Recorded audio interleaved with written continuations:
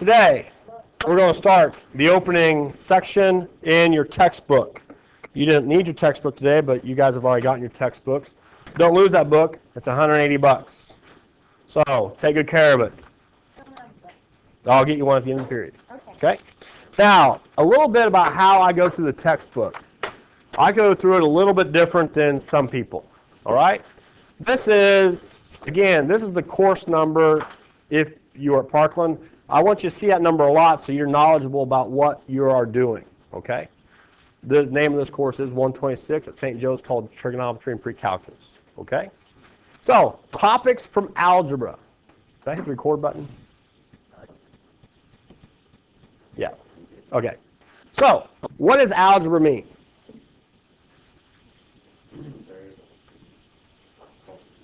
Solving for the unknown. When I go through this opening chapter, somebody says, I already know this, but I guarantee you'll learn something new, at least one new thing every day. That's the goal. Learn one new thing every day. Topics is a wide range of things. If you say you already had it before, great. But remember, my job is not only to teach you math, but to teach you how to work the calculator as well. Okay? So, if you have your calculators, you can get them out. If not, we'll talk later. And this is a number system. Okay? Remember I asked you about an integer? What an integer was? Does anybody remember what an integer is? Oh, come on, it's going to be on the test. What's an integer? All right, let's go all the way here to the lowest life form of a number. These are kindergarten numbers. 1, 2, 3, 4. Then you got a little older and they gave you 0. Then they did negatives. Okay? Together, those make integers. What's a rational number? Go ahead. Look at the root word.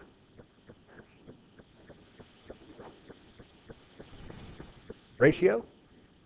What's a ratio? Comparing two numbers. A over B. Division, fractions, mixed numbers. Why do you have to know this? Because the test, you're expected to perform at a high level. When it says find all the rational numbers, that answer is different than find all the integers. It's a different answer, different expectations. Okay? You can do it. People have done it before you. What's an irrational number?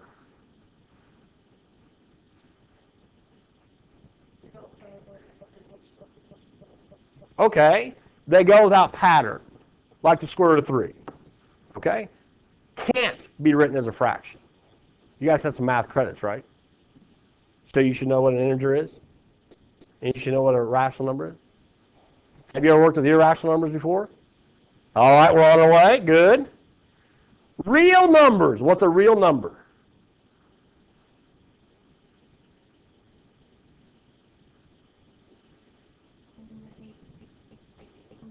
Any number?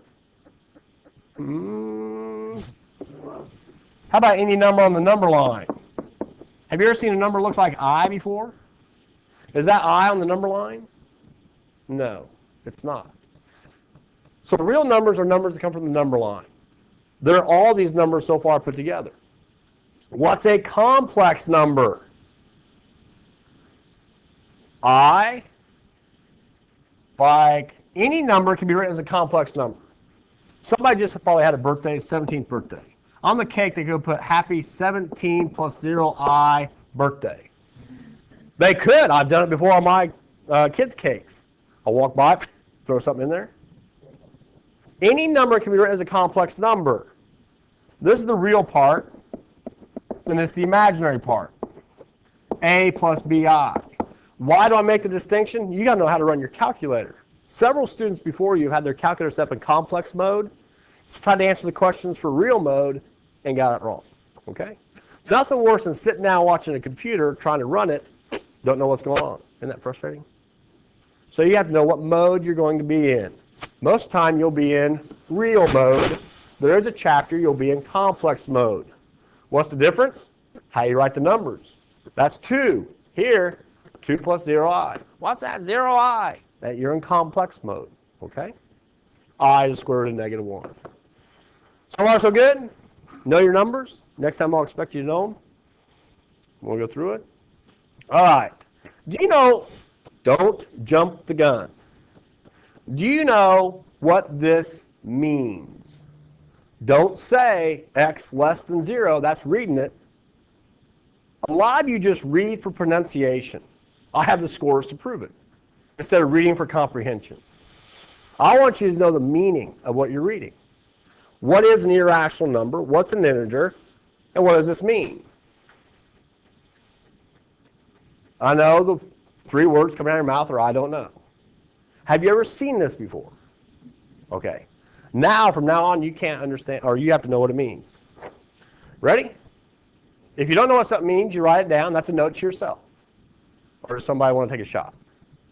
Or did I take your answer with x less than 0? This means x is a negative number. That's what it means. X is negative.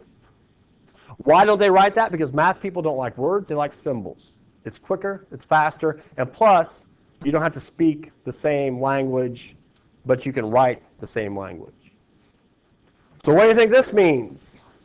Woohoo! Y is positive. See? Y is positive.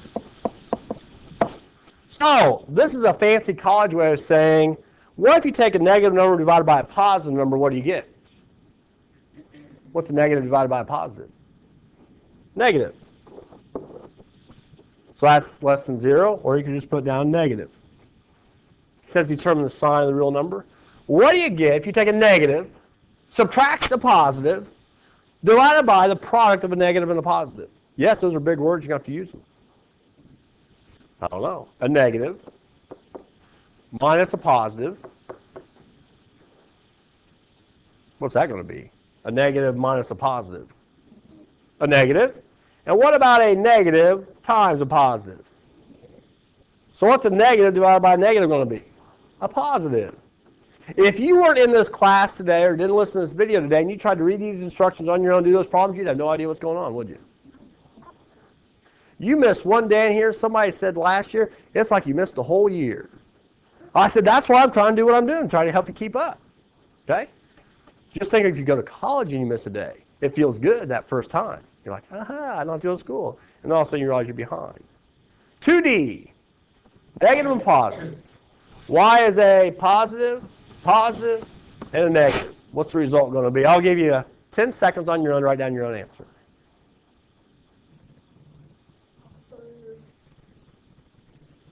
Everybody say positive? Positive. Okay?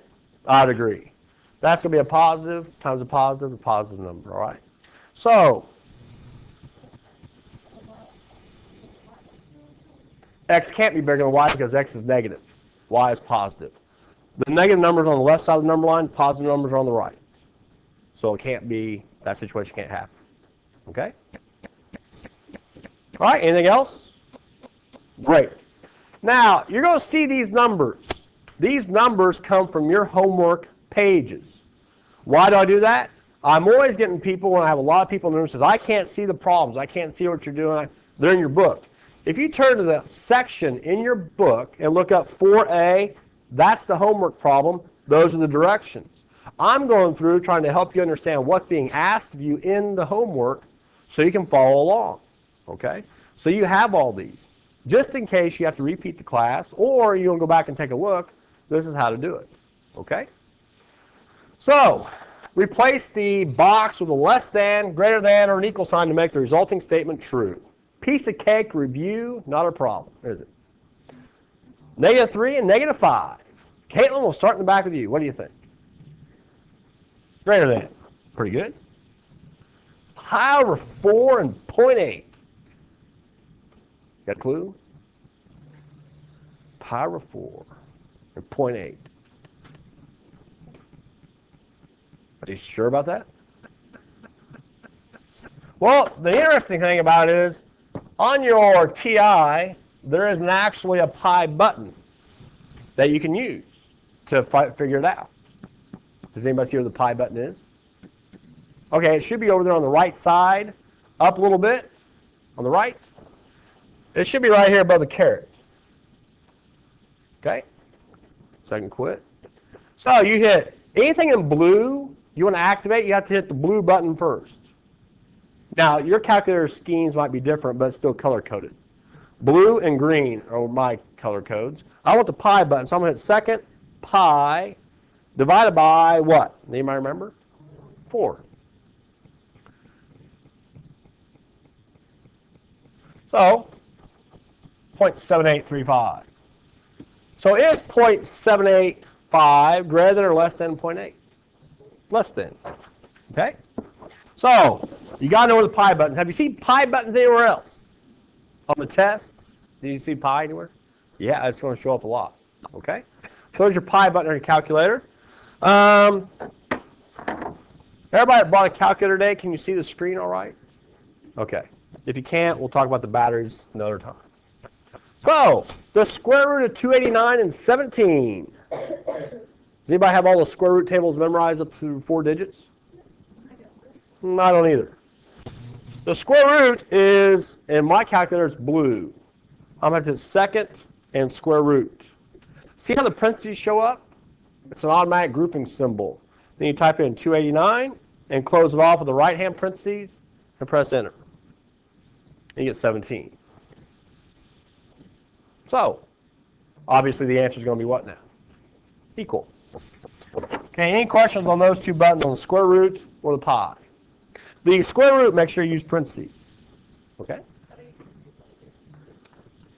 The parentheses key is located in the middle. When I hit my square root, the left automatically came up. Okay? I have to hit the button for the right. Is it a newer calculator? Yeah, it's a newer one. It'll put it in there.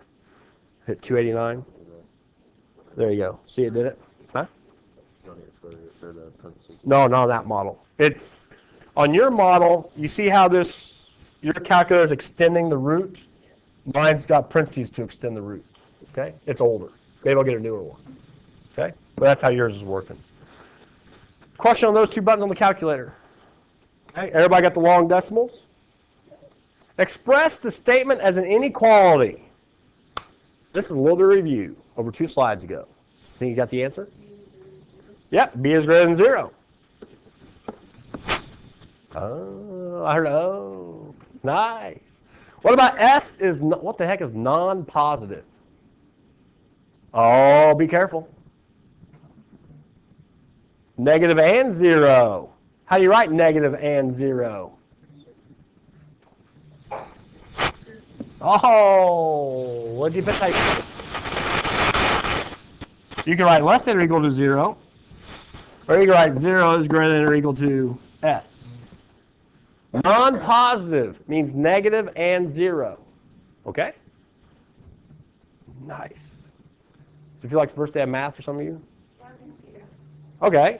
Do you understand this one? B is a positive number. On the number line, where are the positive numbers at? On the left or on the right? On the right. So, do you include 0? No. So, open circle and an arrow. I just wrote that using that graph. B is greater than 0. Do you remember the inequalities from algebra last year? Hey, graph them. Open circle and closed circle. Okay. Arrow pointing to the right. So any positive number makes this statement true. Okay. 7, 8, 9. Any negative number makes this statement true, and 0 makes it true. So it wants everything that way. Okay? When you're working with inequalities, you can go back to the graphs and take a look at the open and closed circle. There's another way of writing it as an interval, and we'll do that tomorrow. Okay? Maybe that will help also. P is not greater than negative 2. So if you go to the number line, here's negative 2. If P is not greater than negative 2, where's it going to be, on the left or on the right? Left. Is it going to include negative 2? No. So how do you write that as an inequality? P is less than negative 2. Okay? Some people are jumping right to the inequality. Some people are making pictures and going to the inequalities. All right? The negative of m is not less than negative 2. I like that. It's got the negative in there twice. Give this one a shot, please. Write down with your pencil and paper and see how you do. It's called active participation.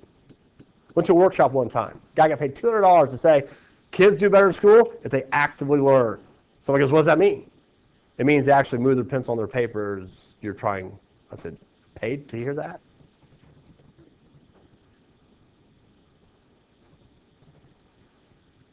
Does everybody think they have an answer? No? Got an answer? You don't know? You think so? How do you know if it's based on that one? That's the implication of the problem, the words. It doesn't say or equal to. So I know what it Oh, and also practice helps. Seeing the terms and the words, that helps. Like on this one, is not less than -2. I have no idea what this means. Absolutely none. But I'm sure somebody, oh, what's that? I don't know. Oh, there's an answer there. Does anybody like that? I got that, but I didn't have You did? I have that. That's good. I think that must be right. Do you have it? I hope so. If you didn't have it, do you see how it works? I just don't The negative of m is not less than. So if it's not less than, what is it? Greater than or equal to. I don't know how to say it. I just know it's true. Yeah. That's fine. I'd probably let it slide if I was in a good mood. All right. How do you know if it's equal to? That's my Well, on this one, I would agree that the greater than is kind of tough. But if it's not less than, and you go back to the number line like Courtney and I were talking about, not less than, so not, or less than would be this picture, wouldn't it? -2 with an arrow that way. That would be less than. So if it's not that, it's the opposite of both things, the arrow and the circle. Okay? Not is a pretty powerful word in truth tables and math. It turns everything, not just one piece, but both pieces around. The one, why does 18 this word? Yeah. Is not greater than. I'd go with that. That's a good point. Sure. How would you know for sure? Well, one, you can check your answer. Two, I can take this eraser and find out. There is an equal to there. Nice.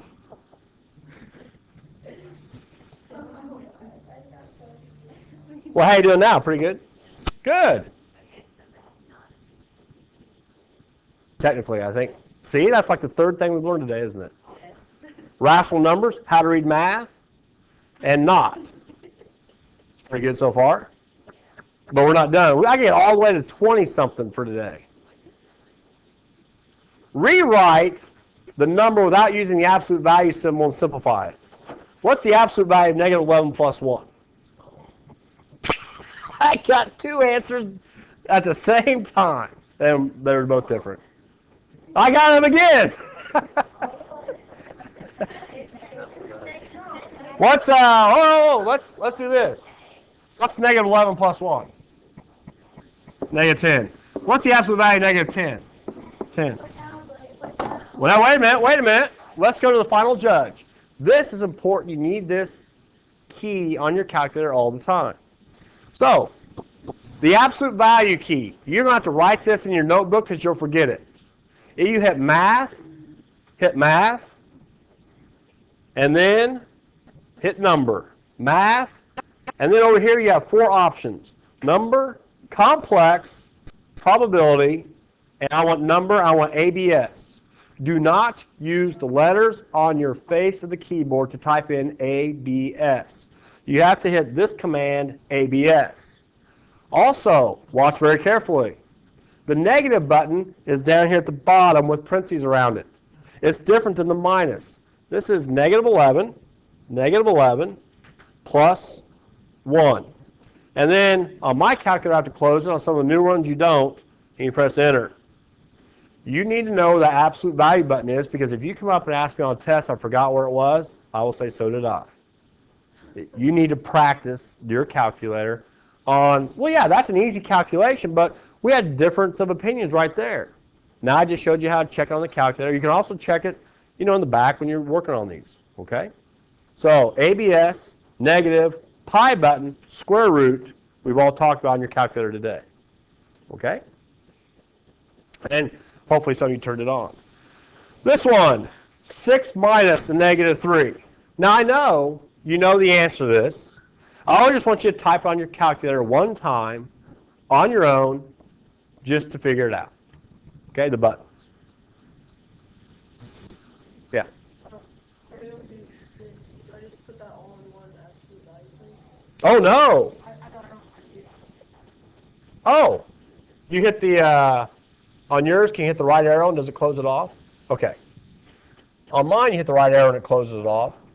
So I can go math, number, ABS, 6 and close it, minus math, number, ABS, negative 3, and close it off. And enter. Now, I'll be perfectly honest. In calculus, sometimes the only way to do the problems is to type it in, and the argument is so long it takes up the whole screen. You have to be able to understand how these work because you're expected to know how to do them once you leave the school. These have flash memories that you can, professors download programs all the time. I did it this summer, online.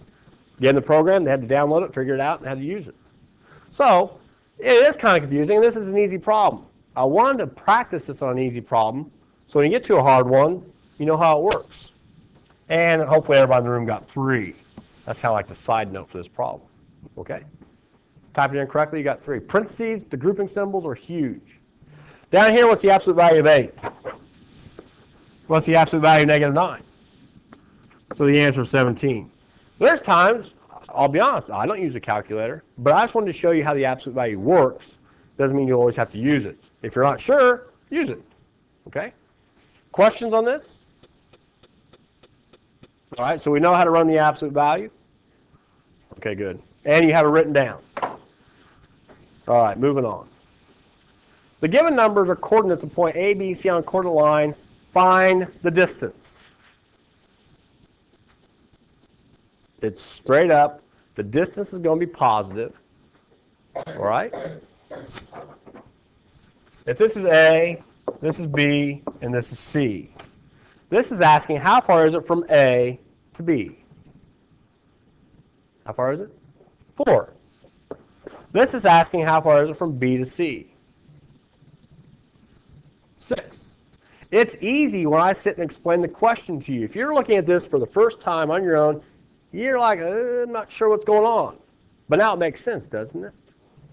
In calculus, I always joke with them, the hardest thing is to understand what the question's even asking before you're going to answer it. And there's sometimes it's very difficult. Like this, the wording, the way it's set up, and the notation. I don't know if you've seen this notation before, the distance from A to B. Okay? When you get to that placement test in November, notation's a huge thing. If you've seen it before, you have a fighting chance of answering the question. If you haven't seen it before, you're not going to be able to answer the question at all. So we go through a lot of notation, a lot of definitions, a lot of terms, what they mean. Okay? Oh. Yeah, and you should do fine. I was going to say something about the calculator, but I'll do that later. All right. What's the distance from C to B and from A to C? Try those on your own, please.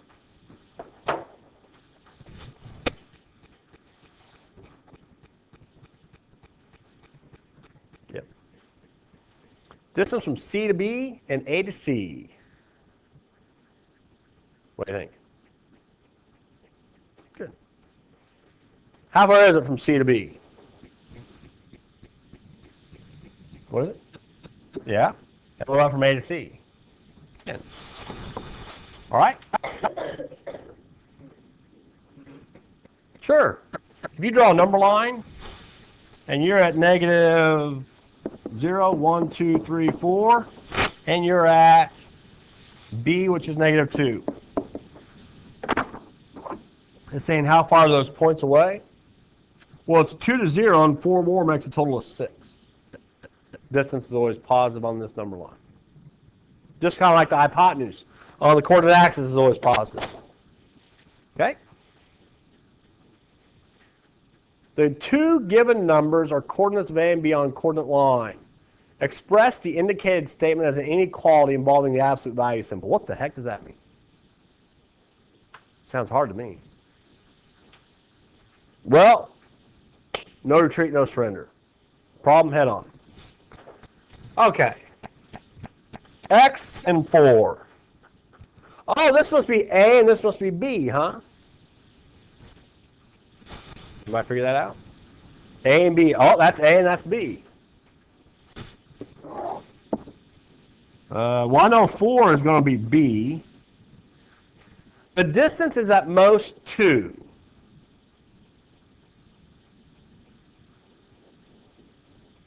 So it's either what? It's either 2 this way, or it's 2 that way. How do we find distance on the last slide? How do we find the distance from B to C? From -2 to 4, how do we find that distance?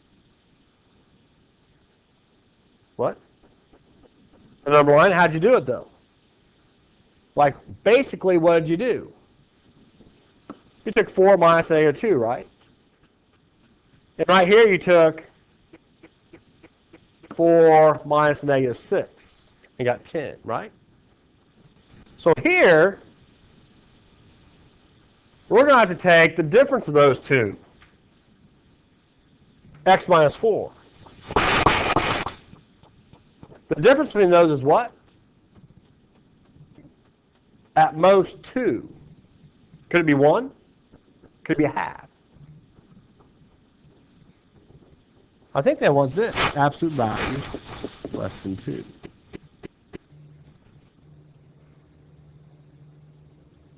Now to see if it works, you remember that -2 is less than x minus 4 is less than 2, right? So that means x has to be between 2 and 6. Is that what we got right here? Is x between 2 and 6? It looks like it. I think a lot of the problems that you've had in the past with math is you kind of race through it as fast as you can and you kind of don't really pay attention to detail. Well, this is making you pay attention to detail just because you want to hurry up and get through the problem, don't you? And get to the next one? Well, this one you can't do that. In calculus, you really can't do that. You really have to slow down and make sure everything's taken care of. In this case, it is. That was fun. I think we should try another one, don't you? That was fun. I got time for one more, don't I? Have I got the 5-minute warning yet? Good. Oh. Rewrite the expression without the absolute value symbol and simplify the result. This will be the last one. Last two.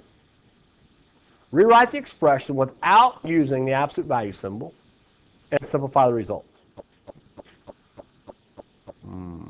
Wait a minute. I just remembered. There's an FYI. Did you know that the absolute value of 3 equals the absolute value of -3? Did you know that? Are you sure you knew that?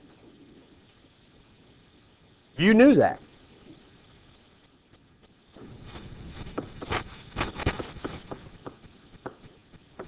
So that means the same thing. Yes, it does.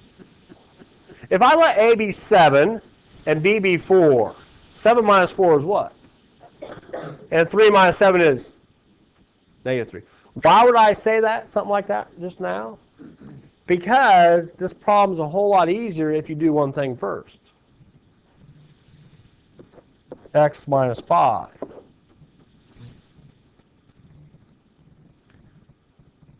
If x is bigger than 5, isn't this going to be a positive or negative? 5 minus 6. What's 5 minus 6 equal to? -1. And the absolute value, that's going to be 1, isn't it? So I think rewrite the expression without using the absolute value symbol and simplify the result. I don't know, it doesn't look that difficult. I don't think there's really much to do.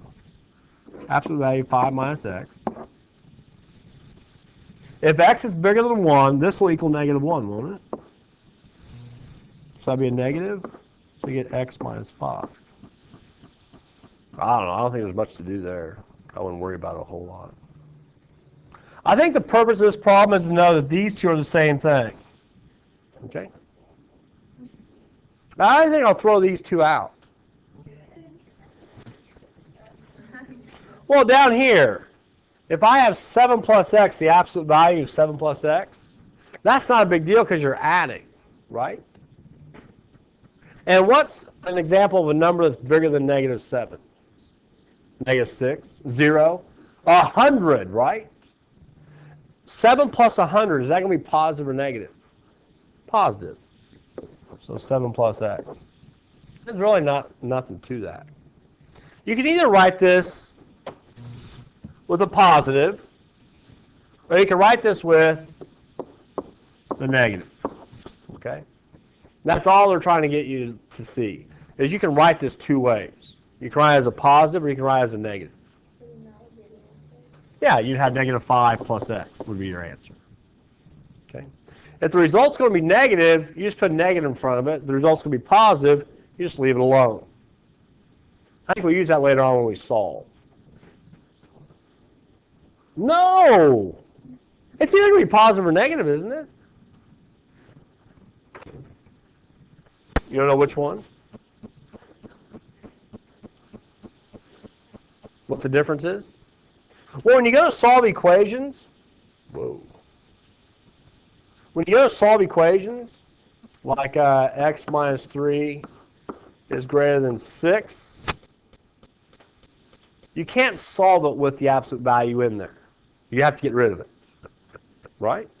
And this is either going to be x minus 3 is greater than 6, or it can be negative x minus 3 is greater than 6, right? It can be either one. Does that make sense? Okay. Well, a lot of people with absolute values, they just kind of fake it their way through the topic. Because take a look at this. Now I have x minus 3 is less than negative 6. A lot of people forget how to write this.